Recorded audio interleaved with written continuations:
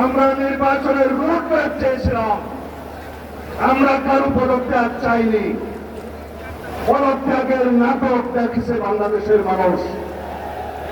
আমরা সুস্পষ্ট জাতীয় সংসদ নির্বাচনের জন্য অতি অবশ্যই ডিসেম্বরের মধ্যে একটি রুটম্যাপ চেয়েছি। আমি আজকে তারুণ্যের কথা বলতে এসেছি। বাংলাদেশে তারুণ্যের ভাবনা কি হওয়া উচিত সেটা শুনতে এসেছি। তারুণ্যের রাজনৈতিক অধিকার সারা বাংলাদেশের প্রত্যন্ত অঞ্চলে সমস্ত জায়গায় প্রতিধ্বনিত হোক, এই আহ্বান জানাতে এসেছি।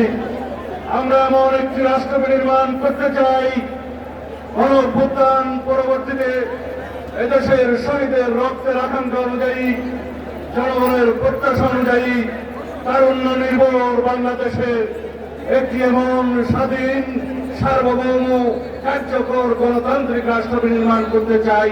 সেই রাষ্ট্রে এই তরুণরাই হবে মূল চালিকা শক্তি। আমরা ফ্যাসিবাদ বিরোধী জাতীয় ঐক্য যেটা সৃষ্টি হয়েছিল, সেই জাতীয় ঐক্যে ফাটল ধরানোর চেষ্টা লক্ষ্য করছি।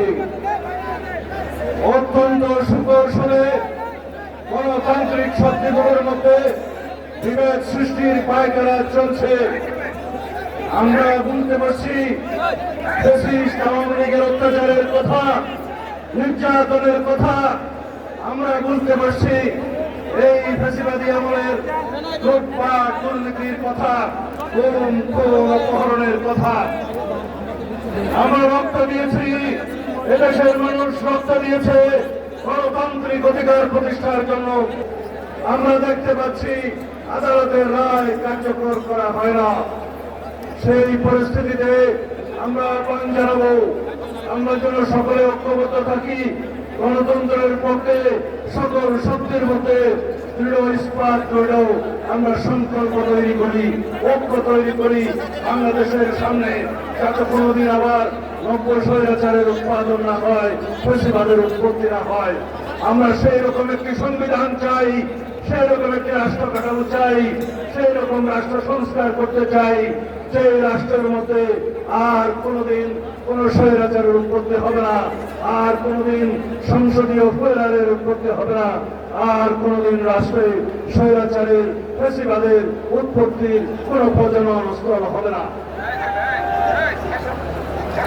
এই দেশে আমরা জানি 200 বছরের ব্রিটিশ শাসনের সময় ইস্ট ইন্ডিয়া কোম্পানি যে লুটপাট করেছিল, তার চাইতেও বহুগুণ লুটপাট করেছে আওয়ামী ফ্যাসিবাদী শক্তি।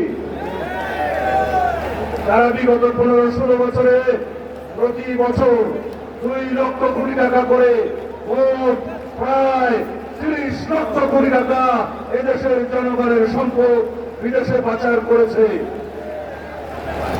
তারা 4 লক্ষ কোটি টাকা ব্যাংকের খেলাপি ঋণ রেখে গিয়েছে, দেশের মানুষের টাকা লুটপাট তছরূপ করেছে।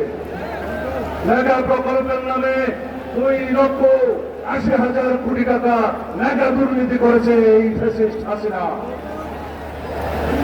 তারা বাংলাদেশে যে রকম রাজনৈতিক বিবেচনায় ব্যাংকিং খাতে লোন দিয়েছে, ঋণ দিয়েছে, সেই ঋণ দিয়ে 24টা পদ্মা সেতু করা যেত, এই কথা আমি বলছিলাম। এই সমস্ত তথ্য দেবপ্রিয় ভট্টাচার্যের নেতৃত্বে গঠিত শ্বেতপত্র কমিটির রিপোর্টে প্রদান করা হয়েছে। আমরা আজকে আওয়ামী দুর্নীতির ইতিহাস মানুষকে স্মরণ করিয়ে দিতে চাই। আমরা যেন পরস্পর ফ্যাসিবাদ বিরোধী গণতান্ত্রিক আন্দোলনে যে সমস্ত শক্তি আছি, তারা যেন আমরা একতাবদ্ধ হই। আমাদের একমাত্র শত্রু, রাজনীতির শত্রু, এই দেশের গণশত্রু শেখ হাসিনা এবং আওয়ামী লীগকে প্রতিহত করেছিল করে। এটাই আমাদের শপথ হোক।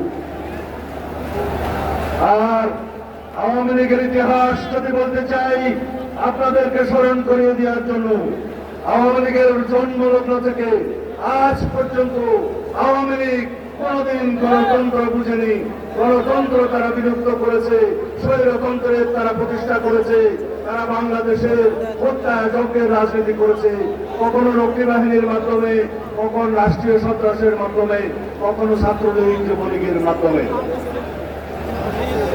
আমরা যারা গণতন্ত্রের পক্ষে সংগ্রাম করেছি, আমরা যারা আমাদের দেশনায়ক তারেক রহমানের নেতৃত্বে দীর্ঘ 15-16 বছর বাংলাদেশের ফ্যাসিবাদ বিরোধী গণতান্ত্রিক সংগ্রাম করেছি, তারা আমরা আজকে কোন কোন দেশের নাকি এজেন্ট হয়ে গিয়েছি।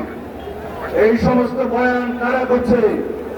যারা আমাদের বক্তব্যে মনে করে এদেশের গণতন্ত্রের পক্ষে কথা, যারা মনে করে আমরা এদেশের স্বাধীনতার সার্বভৌমত্ব রক্ষা করার পক্ষে কথা বলছি, তারা মনে করে তার বিরুদ্ধে। আমরা বুঝি এই দেশে পরস্পরের মধ্যে বিভেদ সৃষ্টির মধ্য দিয়ে ফ্যাসিবাদী শক্তি নতুন করে আবার পায়তারা করছে এদের মাধ্যমে বাংলাদেশে প্রবেশ করার জন্য। আমরা নির্বাচনের রোডম্যাপ চেয়েছিলাম, আমরা কারো পদত্যাগ চাইনি। পদত্যাগের নাটক দেখেছে বাংলাদেশের মানুষ।